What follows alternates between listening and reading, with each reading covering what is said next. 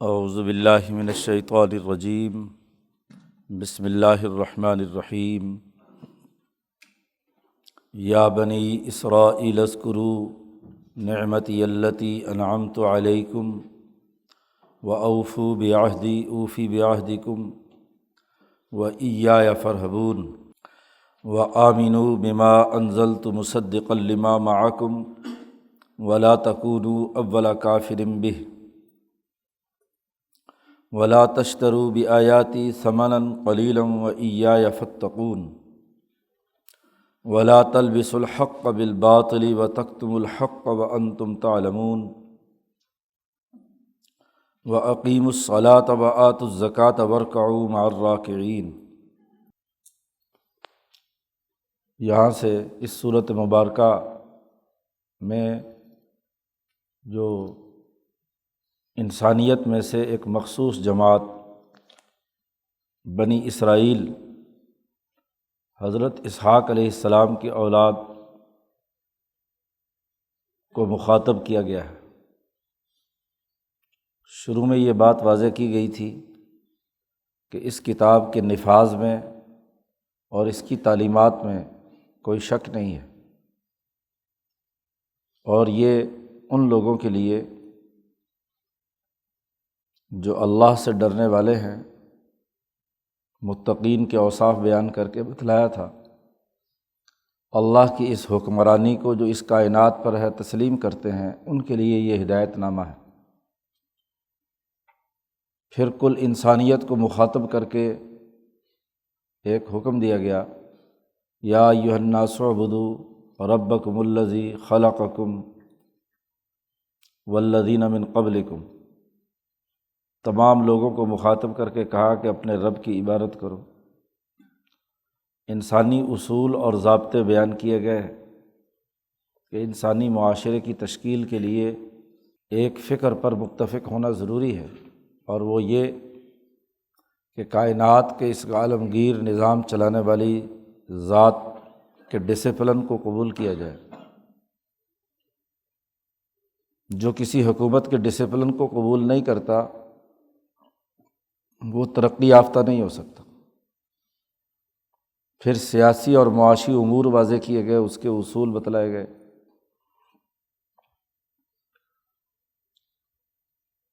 پھر آدم علیہ السلام کا تذکرہ کر کے آدم علیہ السلام پر جو انعامات الہیہ ہوئے، آدم کی اولاد کو جو علمی صلاحیت اور استعداد دی گئی، قرآن حکیم نے پچھلے رکوع میں اس کا تذکرہ کیا ہے۔ اس علمی استعداد کے نتیجے میں ہی اسے اس کرۂ ارض پر اللہ کا خلیفہ بنا کر بھیجا گیا ہے۔ یہ اللہ کا نائب بن کر انسانی معاشروں میں ویسا ہی نظام قائم کرنے کی کوشش کرے جو ذات باری تعالیٰ نے پوری کائنات کے اندر تمام مخلوقات کے سسٹم کو چلانے کے لیے بنایا ہے۔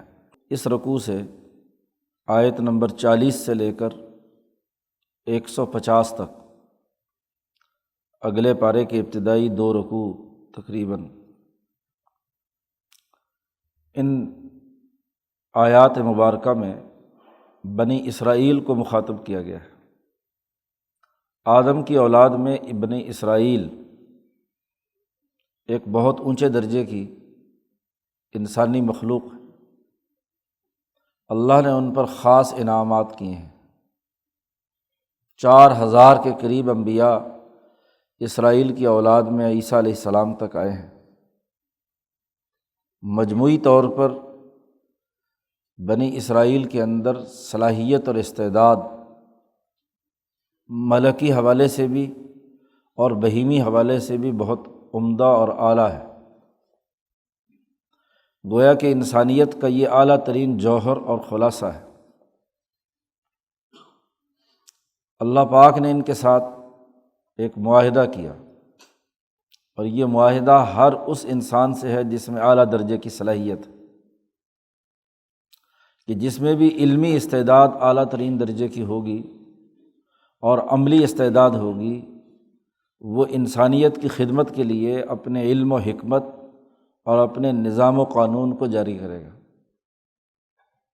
انسانیت کی بقا ہی تب ہے کہ جب انسانیت میں جو اہل علم طبقات ہیں وہ اپنا علم بیچنے کے بجائے علم کو انسانی خدمت کے لیے وقف کریں اور اپنی عملی صلاحیت بھی انسانیت کے فائدے کے لیے استعمال میں لائیں۔ انسان حیوانیت سے ممتاز ہوتا ہے اپنی قوت عقلیہ میں اور اپنی قوت عملیہ میں، تو عقل اور اس کے نتیجے میں پیدا ہونے والا علم یہ انسانی بھلائی کے لیے ہونا چاہیے۔ اسی طرح عمل اور عمل کرنے کے لیے جو حکمت عملی اپنائی جاتی ہے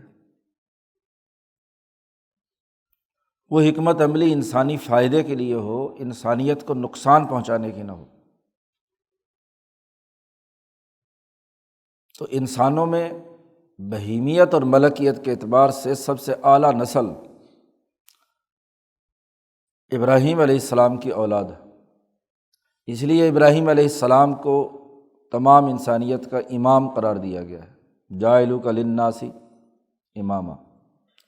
اور جس کے پاس علم اور عمل اعلیٰ ترین درجے کا ہو تو اللہ کا نائب اور خلیفہ بھی وہی ہوگا۔ اب چونکہ دونوں صلاحیتیں ان میں ہیں تو ان میں جیسے 4000 کے قریب انبیاء اور ان سے وابستہ لاکھوں حواریین گزرے ہیں اپنی اسی علمی اور اعلیٰ عملی صلاحیت کے سبب، ایسے ہی جب ان میں سے کسی کی حیوانیت اعلیٰ ترین درجے کی ہو جاتی ہے اور ملکیت دب جاتی ہے تو وہ جانور بھی بہت اعلیٰ درجے کے ہوتے ہیں، وہ اپنی علمی اور عملی صلاحیتوں کو انسانیت کو نقصان پہنچانے کے لیے استعمال میں لاتے ہیں۔ تو دونوں طرح کی چیزیں ان میں پائی جاتی تھی۔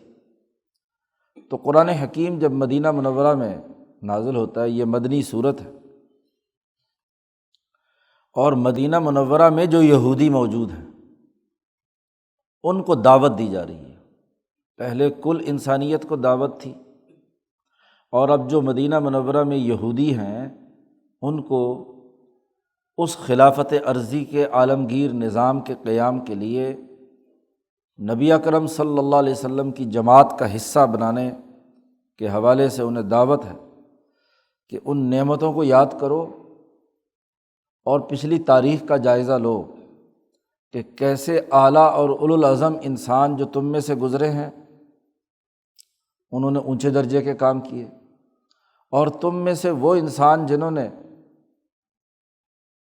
اپنی حیوانیت کو بڑھا کر انسانیت کے لیے نقصان پہنچانے کا کام کیا ہے، علمی اور عملی کوتاہیاں تمہارے اندر پائی جاتی ہیں، اس کا تذکرہ کیا ہے کہ ان تمام چیزوں کا جائزہ لے کر دیکھو اور تاریخ کو پیش نظر رکھو۔ اب انعام یافتہ لوگوں جو انبیاء علیہم السلام گزرے ہیں ان کی اتباع میں تمہیں کام کرنا چاہیے، یا تم میں سے جو حیوانی خصلت لوگ رہے ہیں، انسانیت دشمنی کا کام کرتے رہے ہیں، تم نے ان کا اعلی کار بننا ہے۔ تو یہ دعوت دی جا رہی ہے مدینے کے یہودیوں کو، اور یہاں قرآن حکیم نے یا بنی اسرائیل سے 3 دفعہ ان کو مخاطب کیا ہے۔ یہ ایک رکوع ہے جس میں یا بنی اسرائیل اذکروا ہے، ایک رکوع کے بعد پھر آئے گا یا بنی اسرائیل اذکروا، اور پھر تقریباً آدھے پارے کے بعد پھر آئے گا یا بنی اسرائیل اذکروا۔ بنی اسرائیل کو دعوت دینے کے 3 بنیادی فصلیں بنائی ہیں۔ پہلی فصل میں یعنی پہلے رکوع میں اجمالی جتنی خرابیاں تھیں ان کا تذکرہ ہے، اجمالی طور پر نعمت کا تذکرہ ہے اور اجمالی طور پر ہی ان کی خرابیوں کا تذکرہ ہے، بنیادی خرابیاں جو انسانی سماج کے خلاف ان لوگوں نے کی تھی۔ اور پھر جب دوسرا یا بنی اسرائیل شروع کرتے ہیں تو انہی خرابیوں اور انہی انعامات کی تفصیلات تقریباً آدھے پارے میں قرآن حکیم نے بیان کی ہیں۔ موسیٰ علیہ السلام نے اس بنی اسرائیل کے لیے غلبے کا جو کام کیا، اسی طریقے سے آگے چل کر دیگر انبیاء علیہم السلام کی جدوجہد رہی ہے، اس کا قرآن حکیم نے تذکرہ کیا ہے۔ بنی اسرائیل میں سب سے نمایاں ترین نام موسیٰ علیہ السلام کا ہے، تو موسیٰ علیہ السلام سے متعلق جتنے واقعات ہیں ان کا قرآن حکیم نے خاص طور پر تذکرہ کیا۔ پھر تیسرے یا بنی اسرائیل کے بعد ان تمام اسرائیلیوں کو دعوت دی گئی ہے کہ وہ ابراہیم کے طریقے پر آئے، کیونکہ ان کے جد امجد حضرت ابراہیم علیہ السلام ہیں، اور ابراہیم علیہ السلام ہی کی دوسری شاخ اسماعیل میں حضور اقدس صلی اللہ علیہ وسلم ہے۔ تو معیار ابراہیم کو سامنے رکھنا چاہیے، نہ یہ کہ بعد میں جو تمہارے حیوانی خصلت اور جاہل اور احمق لوگوں نے تورات کے اندر تغیرات و تبدلات کیے ہیں، علم فروشی کی ہے، انسانیت دشمنی کا کردار ادا کیا ہے، انہیں پیش نظر نہیں رکھنا چاہیے۔ ابراہیم علیہ السلام کی اور ان تمام انبیاء کی جامع تعلیمات کے اس وقت نمائندے حضرت محمد مصطفیٰ صلی اللہ علیہ وسلم ہیں۔ اب ان کی دعوت کو قبول کرو اور ان کے ساتھ شامل ہو جاؤ۔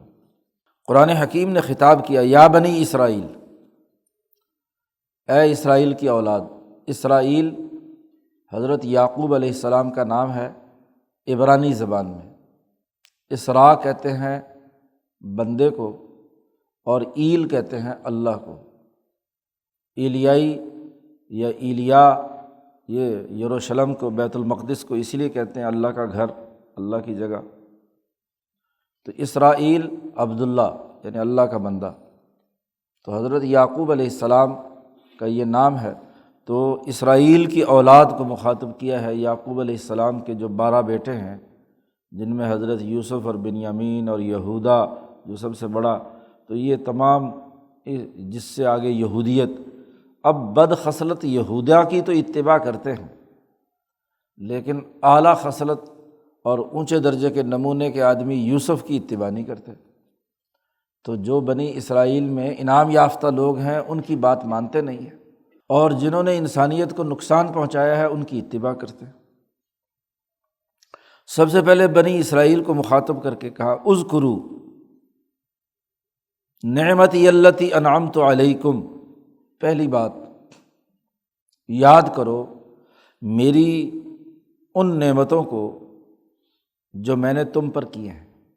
نعمت کسے کہتے ہیں؟ قرآن حکیم نے یہ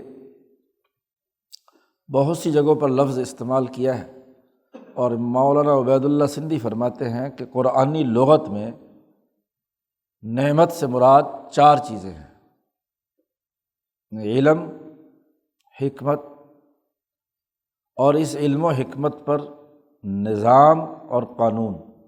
قرآن حکیم نے بار بار جہاں بھی انبیاء علیہم السلام کا تذکرہ کیا ہے، خاص طور پر بنی اسرائیل کا، تو وہاں ان چاروں کا کسی نہ کسی انداز میں تذکرہ کیا ہے۔ آتیناہ حکما و علما، ہم نے انہیں حکم اور علم عطا کیا۔ یوسف علیہ السلام کے تذکرے میں ہے، موسیٰ علیہ السلام کے تذکرے میں بھی یہی بات ہے۔ حکم سے حکومت ہے، اور حکومت بغیر قانون اور بغیر نظام کے نہیں بنتی۔ اور علم اور حکمت کا ذکر کیا ہے تو علم سے ہی حکمت عملی بنانے کی صلاحیت پیدا ہوتی ہے۔ تو یہ 4 چیزیں تمہیں دی گئی ہیں، یعنی تمہاری قوت عقلیہ غیر معمولی ہے، جس میں علم و حکمت اعلیٰ درجے میں پایا جاتا ہے، اور تمہاری قوت عملیہ بھی اعلیٰ درجے کی ہے، جو قانون اور نظام قائم کرنے کی صلاحیت رکھتی ہے۔ چونکہ ان کی بہیمیت قوی ہے اور ان کی ملکیت بھی قوی ہے، دونوں کے ملنے سے یہ اعلیٰ تر درجے کی انسانی جماعت وجود میں آئی ہے۔ اب جن لوگوں کی علم و حکمت کی اساس پر نظام اور قانون بنانے کی اعلیٰ صلاحیت ہوئی ہے، جو انبیاء بنی اسرائیل اور ان کے حواریین رہے ہیں، وہ اعلیٰ ترین نمونے کے لوگ رہے ہیں۔ پھر اس پورے 4-5 ہزار سال کے دورانیے میں ابراہیم علیہ السلام کی اولاد ہی دنیا میں حکمران رہی ہے، عام طور پر، خاص طور پر دنیا کے اس بہترین علاقے میں، مشرق وسطیٰ میں، فلسطین اور حجاز میں انہی کی حکمرانی رہی ہے۔ وہ خواہ سلیمان علیہ السلام ہوں، داؤد علیہ السلام ہوں، اسی طریقے سے یوسف علیہ السلام کی حکمرانی ہو، موسیٰ علیہ السلام اور ان کی جماعت نے بیت المقدس فتح کر کے یوشع بن نون کی قیادت میں حکومت قائم کی ہو، تو اس پورے علاقے میں حکمرانی انہی کی رہی ہے۔ اسی کو قرآن حکیم نے نعمت کے طور پر ذکر کیا ہے مسلمانوں کے لیے کہ الیوم اکملت لکم دینکم، وَأَتْمَمْتُ عَلَيْكُمْ نِعْمَتِی، میں نے تم پر نعمت مکمل کر دی۔ جتنے اعلیٰ درجے کی علم و حکمت ہوتی ہے اتنا ہی اعلیٰ درجے کا نظام بنانے کی اہلیت اور صلاحیت پیدا ہوتی ہے۔ تو بین الاقوامی سطح کا نظام نبی اکرم صلی اللہ علیہ وسلم کا قائم کیا، فتح مکہ ہو چکا، حجۃ الوداع کے موقع پر یہ آخری آیت نازل ہوتی ہے اور یہ اعلان کرتی ہے کہ اب بین الاقوامی انقلاب برپا کرنے کی تربیت یافتہ جماعت جو حکمت و علم سے آراستہ ہے، قانون اور سسٹم چلانے کی اہلیت ثابت کر چکی ہے، اب اس جماعت کے آنے کے نتیجے میں گویا کہ نعمت مکمل ہو گئی۔ تو بنی اسرائیل سے کہا جا رہا ہے تو سب سے پہلے اپنی قوم اور اپنی اجتماعیت پر جو انعامات میں نے کیے ہیں، احسانات کیے ہیں، اور وہ بے شمار ہیں۔ علمی اور عملی صلاحیت بھی دی ہے، علم و حکمت بھی دیا ہے، اور اقتدار اور حکومت بھی دی ہے، طاقت اور قوت بھی دی ہے۔ یہ سارے انعامات میں نے تم پر کیے ہیں، اس کو یاد کرو۔ اس کے بعد قرآن حکیم نے دوسری بات انہیں یاد دلائی، وَأَوْفُوا بِعَہْدِی اوفی بعہدکم، میرا عہد پورا کرو۔ عہد کیا تھا کہ جتنا کوئی انسان زیادہ طاقتور اور زیادہ علمی صلاحیتوں کا حامل ہے، اللہ نے اس سے میثاق لیا تھا کہ وہ اپنی ان صلاحیتوں کو انسانی بھلائی اور فلاح و بہبود کے لیے استعمال میں لائے گا۔ تمام انبیاء سے یہ میثاق لیا گیا۔ ان یہودیوں سے تو خاص طور پر تورات میں یہ وعدہ اور میثاق لیا گیا تھا، عہد لیا گیا تھا کہ تم اگر میری بات کی پیروی کرو گے تو تمہارے لیے انعامات ہوں گے، اور تم پر یہ لازمی ہوگا کہ جب اور جس دور میں جو نبی بھی آئے میری طرف سے، اس کی بات تمہیں ماننی ہے، اس کے ڈسپلن کو قبول کرنا ہے، اس کی قیادت میں تمہیں کام کرنا ہے، اس پر ایمان لانا ہے۔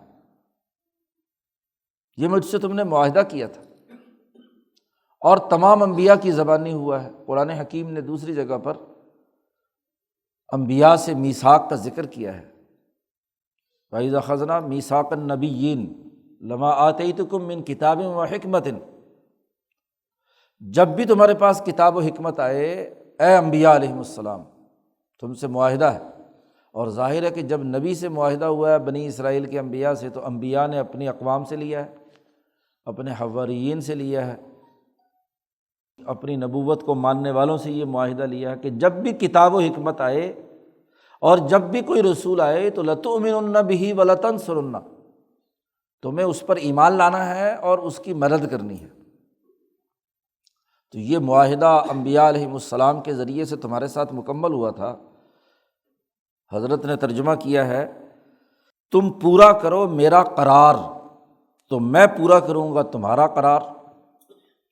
تمہیں یہ انعام اس شرط پر ہے کہ تم یہ اعلیٰ صلاحیتوں کو اعلیٰ مقاصد کے لیے استعمال کرنے کی جو قرارداد منظور ہوئی ہے، قرار ہوا ہے، ہم نے جو معاہدہ کیا ہے، اقرار نامہ ہم نے کیا ہے، اس اقرار کے مطابق تم اپنا قرار پورا کرو۔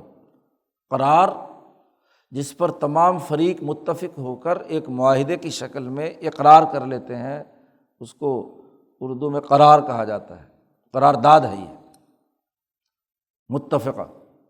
تو جب قرارداد ہے ہمارے ساتھ تو تم اپنا قرار پورا کرو، میں اپنا قرار پورا کروں۔ اس انعام کی شرط یہ تھی کہ انسانیت کے لیے خدمت کا عہد کرو، اور انسانیت کی خدمت کے لیے جب بھی کوئی نیا نبی آئے اور نئی کتاب آئے تمہیں اس کو ماننا ہے، اس کے مطابق تمہیں انسانیت کے لیے خدمت کا کام کرنا ہے۔ تو اوفو بعہدی، تم پورا کرو میرا عہد، میرا قرار تو میں پورا کروں تمہارا قرار۔ میں نے جو وعدہ کیا تھا کہ جو بھی یہ بات مانے گا اسے حکمرانی ملے گی، اسے خلیفہ بنایا جائے گا۔ خلافت کی اولین شرط ہی علم، اس علم ہی کی بنیاد پر تو آدم نے فرشتوں کو لاجواب کیا، اور اسی علم کی استطاعت کی وجہ سے ہی آدم کو خلیفہ بنایا گیا، نہ کہ فرشتوں کو اور نہ جنات کو۔ مجھ سے ہی ڈرو، ایایا فرہبون۔ ظاہر ہے کہ جس کی حکمرانی ہوتی ہے، جس کی حکومتی رٹ ہے، جس کے پاس یہ اتھارٹی ہے کہ معاہدات کی خلاف ورزی پر جو بھی معاہدے کی خلاف ورزی کرے اسے سزا سنائے، تو اس سے خوف زدہ رہنا چاہیے۔ معاہدات کو پورا نہ کرنے والا، اس کو سزا کا ڈر ہونا چاہیے، تو یہ سزا معاہدات کے پورا نہ کرنے کی وجہ سے ہے۔ تو ایایا، مجھ ہی سے ڈرو، ان کو مخاطب کر کے کہا جا رہا ہے۔ وآمنوا بما انزلت مصدقا لما معکم، ایمان لاؤ جو میں نے نازل کی ہے کتاب، اس زمانے میں جو حضرت محمد مصطفیٰ صلی اللہ علیہ وسلم پر یہ کتاب نازل کی ہے، اس پر ایمان لاؤ۔ یہ اس زمانے کی حکمرانی کا نیا ضابطہ، نیا دستور، نئے سسٹم چلانے کے قوانین اور ضوابط پر مشتمل ہے، لہٰذا اس دور میں اے مدینے کے یہودیوں تم اس پر ایمان لاؤ۔ اور یہ کتاب وہ ہے جو مصدقا لما معکم، تمہارے پاس جو کتاب موجود ہے تورات کی اور انجیل کی، تو یہ کتاب اس کی تصدیق کرتی ہے۔ تمہاری تورات میں لکھا ہوا ہے کہ جو بھی نبی آئے اور جو بھی اس پر کتاب نازل ہو، وہ اگر تمہاری تورات کی اور انجیل کی تصدیق کرے تو اسے مان لو۔ تو نبی اکرم صلی اللہ علیہ وسلم اور اس کتاب میں مقدس نے تورات کی تصدیق کی ہے۔ کچھ احکامات کا نسخ، تغیر و تبدل ہوتا رہتا ہے، لیکن مجموعی طور پر پوری تورات کی تصدیق تمام مسلمانوں کے لیے لازمی ہے کہ وہ اللہ کی کتاب سمجھ کر اس پر ایمان رکھے۔ یہ تغیر و تبدل تو ہر سسٹم کے اندر ہوتا رہتا ہے، اس لیے اس کی بنیاد پر یہ نہیں کہا جا سکتا کہ یہ کتاب تمہاری کتاب کی تکذیب کر رہی ہے۔ ایک ہوتی ہے تصدیق اور ایک ہوتی ہے تکذیب۔ تو تصدیق کی ضد تکذیب ہے، یہ تمہاری کتاب کو جھٹلا نہیں رہی، تصدیق کر رہی ہے۔ تصدیق کے بعد جو احکام میں معمولی سا تغیر و تبدل حالات زمانہ کی وجہ سے ہوتا ہے وہ ہوا ہے، نسخ ہوا ہے، تو وہ نسخ تو موجود ہے لیکن وہ تکذیب نہیں ہے، اس لیے اس کتاب پر ایمان لاؤ۔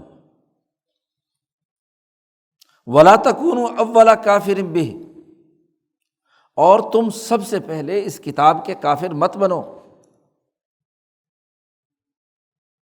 مدینہ منورہ میں یہودیوں کو مخاطب کر کے کہا جا رہا ہے کہ تم سب سے پہلے اس کتاب مقدس کے کافر نہ بنو۔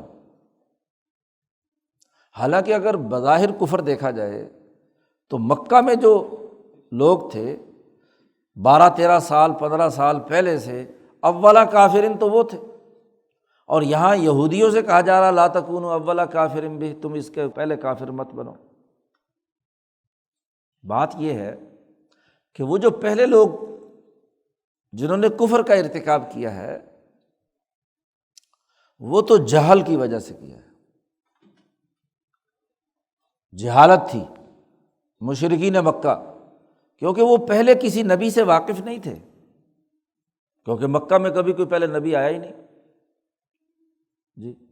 یہ پہلے نبی تھے جو اسماعیل کی اولاد میں مکہ مکرمہ میں آئے ہیں اسماعیل علیہ السلام کے بعد، تو انہیں تو نہ نبوت کا پتہ تھا، نہ کسی کتاب کا پتہ تھا، نہ خلافت جیسے ان امور کے بارے میں اتنی واقفیت تھی جتنی ان یہودیوں کی تھی۔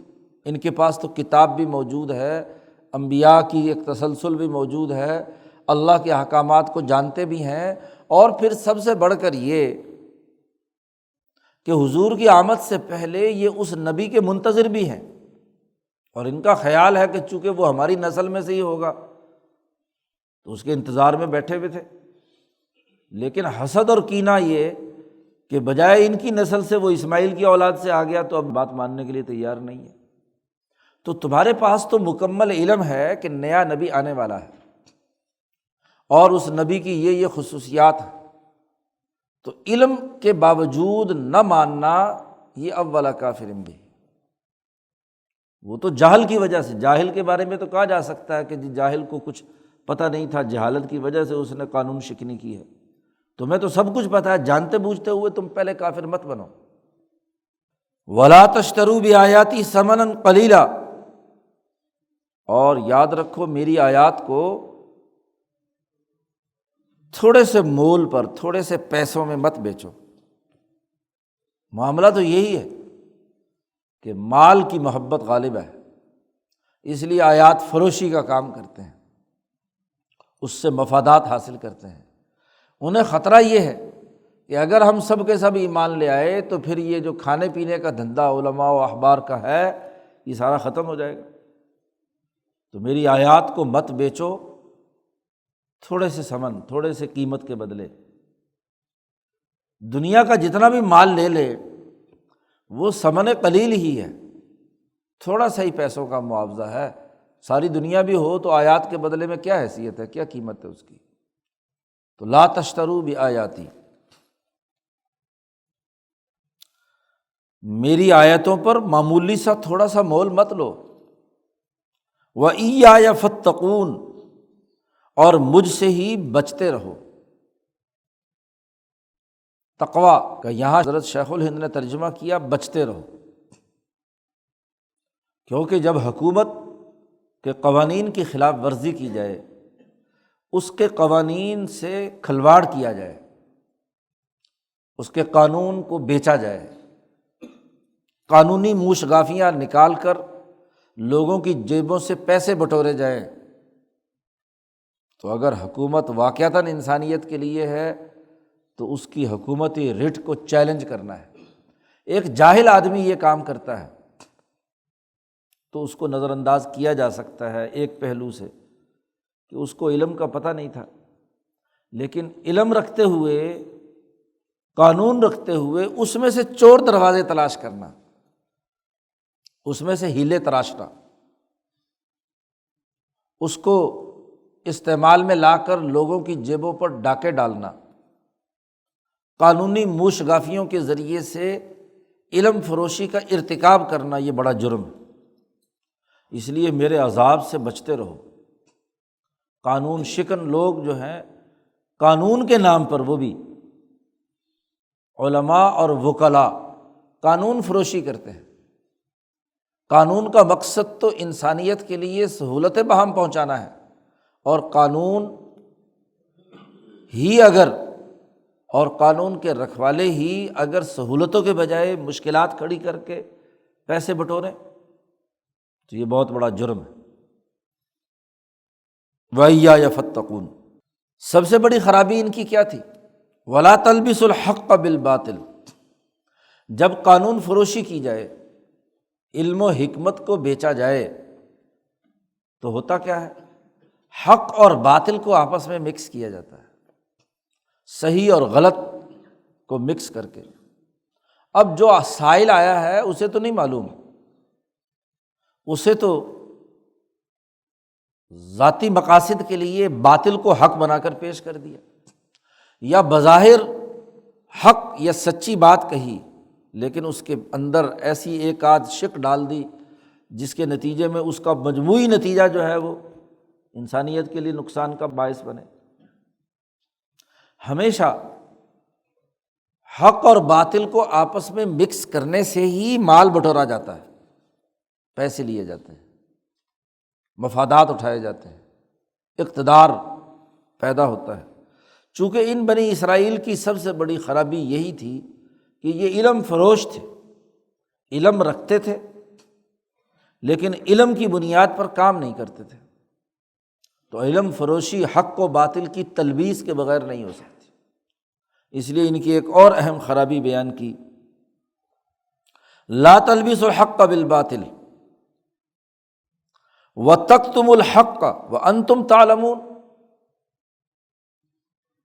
حق کو چھپاتے ہو حالانکہ تم جانتے بھی ہو۔ حق چھپانا کتنا بڑا جرم ہے، ایک اور جرم ثابت کیا۔ جہاں موقع ملا سائل ایسا بے وقوف آ گیا تو وہاں حق چھپا کے باطل والا سرکولر سامنے کر دیا، جی صحیح آیت اور صحیح مسئلے کے بتائے ہاں جی جھوٹا مسئلہ آگے رکھ دیا اور اس سے پیسے لے لیے۔ اور جہاں کوئی سمجھدار آ گیا تو بظاہر حق ہے، درمیان میں کوئی نہ کوئی کیا ہے، باطل مکس کر دیا۔ وانتم تعلمون، تم جانتے بھی ہو کہ تم حق چھپا رہے ہو۔ ایک یہودی اور یہودیہ، انہوں نے زنا کیا، حضور کے پاس مقدمہ آ گیا، مدینہ کے حکمران ہونے کی حیثیت سے آپ صلی اللہ علیہ وسلم نے فرمایا کہ بھائی چونکہ یہ مذہباً یہودی ہیں تو یہودی مذہب میں کیا تعلیمات ہیں بتاؤ، اس کے مطابق ان کا فیصلہ کیا جائے، کیونکہ جو جس مذہب پر یقین رکھتا ہے اس کے مطابق ہی اس کا فیصلہ، اقلیتوں کا فیصلہ اس کے مطابق ہوگا۔ اب یہودی علماء سے پوچھا تو انہوں نے کہا کہ جی بس جی ان کا منہ کالا کرو اور ان کے گلے میں جوتوں کا ہار ڈال دو اور ان کو گدھے پہ سوار کر کے مدینے میں بدلاؤ، ایک کا رخ ایک طرف ہونا چاہیے اور دوسرے کا رخ ادھر ہونا چاہیے، دوسری طرف ہونا چاہیے، ان کے منہ کالے کر دو، بس یہ سزا ہے۔ حضرت عبداللہ ابن سلام جو پہلے یہودی عالم تھے، تورات کے حافظ تھے، وہ مسلمان ہو چکے تھے، نبی اکرم صلی اللہ علیہ وسلم سے انہوں نے عرض کیا کہ یہ جھوٹ بولتے ہیں، ان سے کہو کہ تورات لے کر آئیں، اپنی کتاب لے کر آؤ۔ تو تورات لے آئے اور ان سے کہا کہ تم پڑھو، اور عبداللہ ابن سلام نے ابھی اپنا اسلام ظاہر نہیں کیا تھا، وہ کمرے میں تھے۔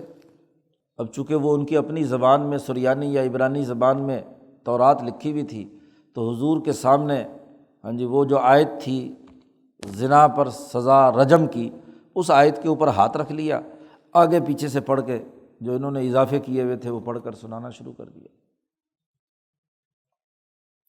تو جیسے ہی اس نے وہ چوری کی تو حضرت عبداللہ ابن سلام ایک دم دروازہ کھول کر پیچھے سے آئے، انہوں نے کہا جھوٹ بولتے ہو، یہ ذرا ہاتھ اٹھاؤ، اس کے نیچے کون سی آیت ہے؟ وہ آیت پڑھنی پڑی انہیں، اور اس آیت میں لکھا ہوا تھا کہ ان کو رجم کرو۔ تو حق کو چھپاتے ہو اور تم جانتے بھی ہو۔ پھر حضور نے پوچھا کہ بھائی کیوں حرکت کی کہ تورات کے اندر واضح اور دو ٹوک حکم ہونے کے باوجود تم نے یہ اپنی طرف سے مسئلہ بدل لیا؟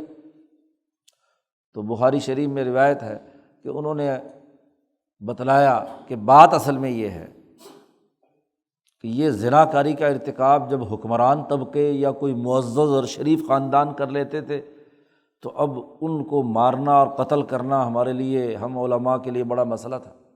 ظاہر ہے طاقتور ہے، حکومت ہے، اور بیچارہ کو غریب سا پکڑا جاتا جرم میں تو اس کے اوپر ہم آیت کے مطابق ان کو پھانسی چڑھا دے، رجم کر دیتے۔ تو پھر ہمارے ضمیر نے ملامت کی کہ کیا بات ہے کہ تم طاقتور لوگوں کو تو کیا ہے چھوڑ دیتے ہو اور غریبوں کے اوپر قانون لاگو کرتے ہو، تو پھر ہم نے درمیانہ سا ایک قانون بنا لیا کہ جو سب پہ لاگو ہو جائے، کہ جی بجائے سنسار اور رجم کرنے کے ان کا منہ کالا کر دو اور ان کو کیا پھراؤ اور بس ذلیل کرو، چاہے وہ حکمران ہو یا کوئی، تاکہ جان بچ جائے ان کی۔ تو حضور صلی اللہ علیہ وسلم نے فرمایا کہ یہ لعنت والا کام تم نے شروع کیا ہے۔ اب چونکہ اس کے نتیجے میں حکمرانوں سے پیسے مل جاتے تھے، قانون جو بدل دیا، اور عموماً زنا کاری کا ارتکاب جو ہے پیٹ بھرے ہوئے کرتے ہیں، بیچارے غریبوں کو کہاں فرصت ہے، وہ تو اپنی محنت مشقت کے اندر مبتلا ہوتے ہیں۔ تو قرآن حکیم نے کہا تکتم الحق وانتم تعلمون، تم حق کو چھپاتے ہو حالانکہ تم جانتے بھی ہو۔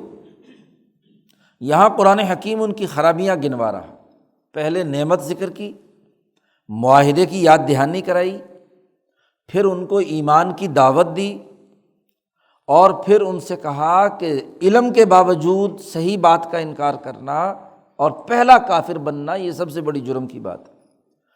آیات کو مت بیچو، حق کو باطل کے اندر تلبیس مت کرو، حق کو چھپاؤ مت۔ یہ اجمالی بات قرآن حکیم اس پہلی رکوع میں بیان کر رہا ہے، تفصیلات اگلے دوسرے رکوع سے جب شروع ہوں گی تو وہاں قرآن حکیم بیان کرتا ہے۔ وَأَقِیمُوا الصَّلَاةَ وَآتُوا الزَّکَاةَ وَارْکَعُوا مَعَ الرَّاکِعِینَ۔ اب ایمان لاؤ، پہلے آمنوا بما انزلت، جو میں نے نازل کیا اس کتاب پر ایمان لاؤ، اور نماز کا نظام قائم کرو۔ نماز تو یہودی بھی پڑھتے تھے جو موسیٰ علیہ السلام پر آئی تھی 2 وقت کی، لیکن اس نماز کو جماعت کے ساتھ ادا کرنے کا ان کے ہاں حکم نہیں تھا، کیونکہ جماعت کے لیے بیت المقدس ہونا ضروری ہے، اور وہ ان کے ہاں ظاہر ہے کہ دور ہے، تو وہاں انفرادی طور پر نماز پڑھتے تھے۔ اور وآتوا الزکاۃ، زکوٰۃ ادا کرو، مال خرچ کرو۔ وارکعوا مع الراکعین، یہ جماعت کی اہمیت بیان کی کہ مسلمانوں کے طریقے کے مطابق کیا ہے، عبادت کرو۔ رکوع اصل میں یہودیوں کی نماز میں نہیں تھا، قیام تھا اور سجدہ تھا۔ تو یہ مسلمانوں کی خصوصیت ہے کہ دین جب یہاں آیا تو نماز میں رکوع بھی ایک درمیان میں شامل کر دیا گیا کہ قیام بھی ہو، رکوع بھی ہو اور پھر سجدہ بھی ہو اللہ کے سامنے۔ تو ورکعوا مع الراکعین، باجماعت نماز ادا کرو، یعنی مسلمانوں کی اجتماعیت کا حصہ بنو۔ خالی اقیموا الصلاۃ یا آتوا الزکوٰۃ نہیں، دونوں چیزیں مع الراکعین، رکوع کرنے والوں کے ساتھ۔ حب جاہ اور حب مال دو بنیادی مرض ہیں، اور ان دونوں کا علاج یہی ہے کہ مال کی محبت کو توڑو زکوٰۃ کے نقطۂ نظر سے، کہ مال دوسروں پر خرچ کرو، اور جاہ پرستی ٹوٹتی ہے نماز سے، کہ جب آدمی سجدہ ریز ہوتا ہے اللہ کے سامنے ناک رگڑتا ہے تو اس کا تکبر اور غرور جو ہے وہ کیا ہے، ٹوٹتا ہے، ختم ہوتا ہے۔ تو اس لیے یہ دو مرض ہیں جس کے نتیجے میں تم حق و باطل میں تلبیس کر کے مال بٹورتے ہو، سرمایہ پرستی کے مرض میں مبتلا ہو، اور اللہ کے سامنے تکبر کرتے ہو، اللہ کی آیات کو بیچتے ہو اپنے سیاسی مفادات کے لیے، تو اس سے باز آ جاؤ۔ قرآن حکیم کہتا ہے اتأمرون الناس بالبر وتنسون انفسکم وانتم تتلون الکتاب، کیا تم لوگوں کو تو نیکی کا حکم دیتے ہو؟ بعض یہودی مدینے کے ایسے تھے علماء یہود میں کہ وہ لوگوں کو تو کہتے تھے کہ مذہب بڑا اچھا ہے، اسلام صحیح مذہب ہے، جاؤ تم مسلمان ہو جاؤ، لیکن خود نہیں اسلام قبول کرتے تھے۔ تو قرآن حکیم نے مخاطب ہو کر کہا تأمرون الناس، لوگوں کو تو حکم دیتے ہو بالبر، نیکی کا، کہ مسلمان ہو جاؤ، وتنسون انفسکم، اور خود اپنے آپ کو تم نے بھلا دیا۔ افلا تعقلون، جو آدمی اپنے علم پر خود عمل نہیں کرتا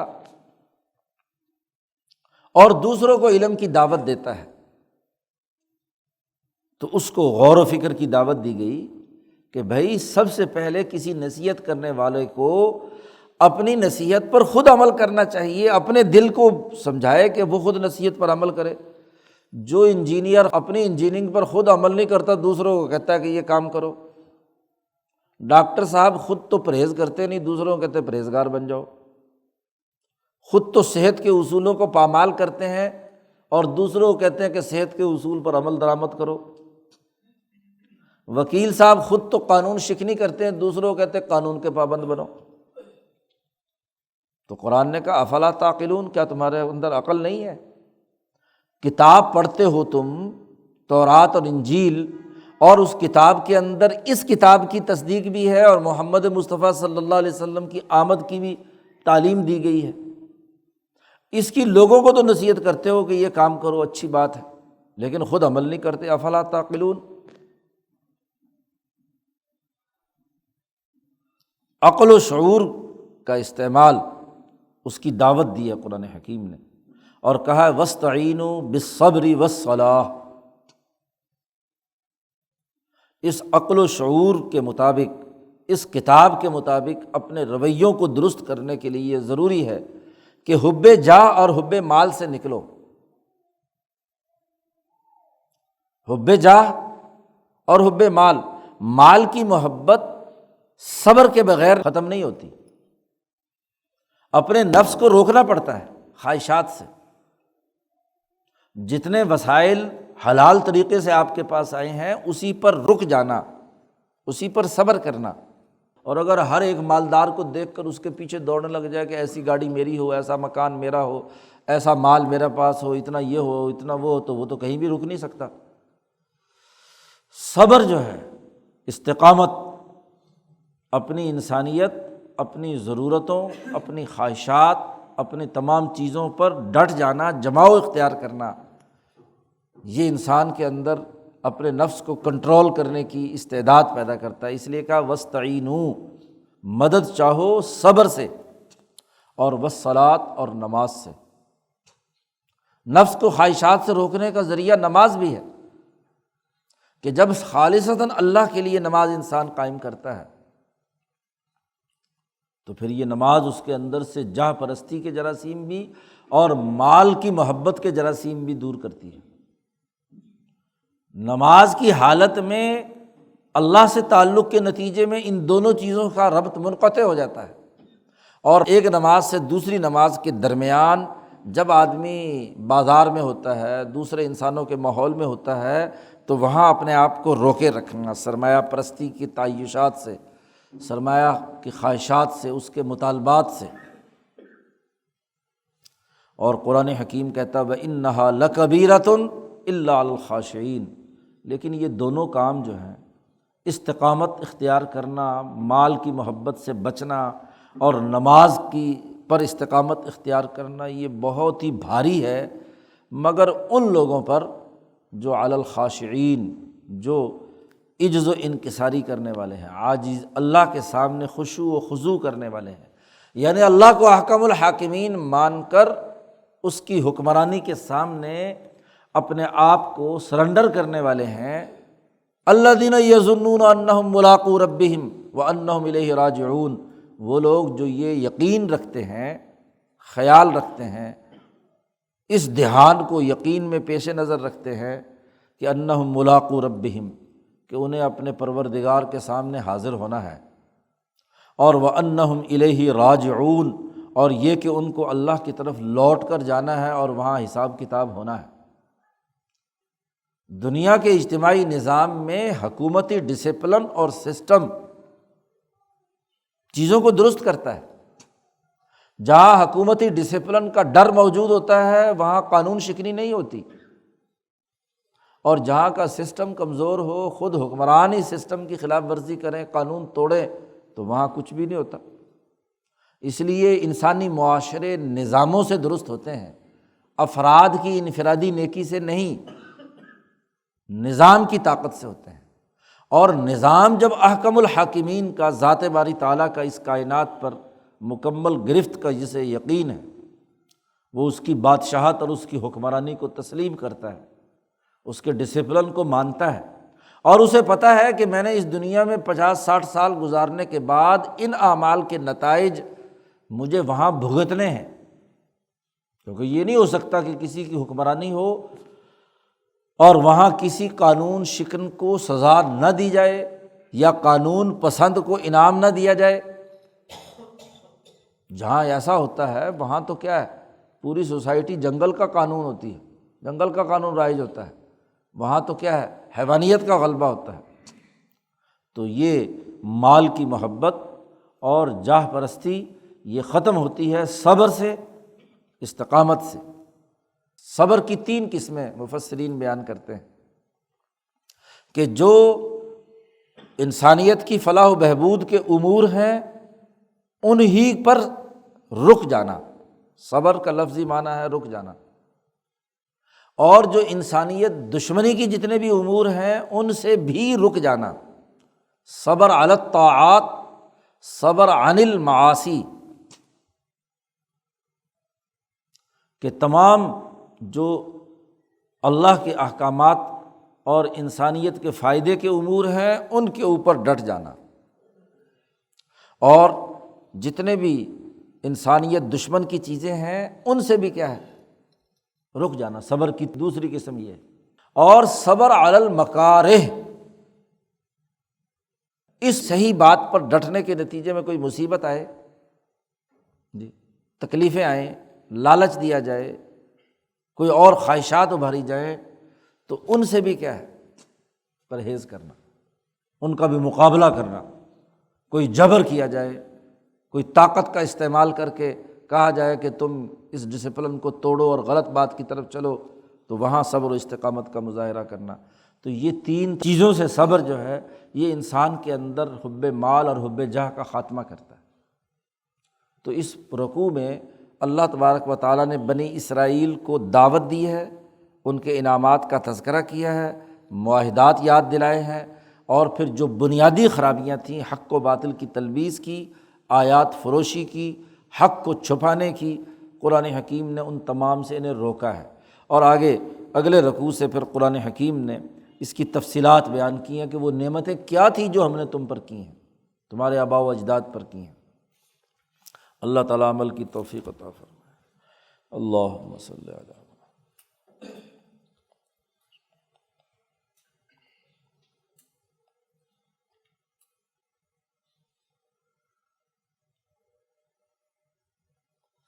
اجمعین۔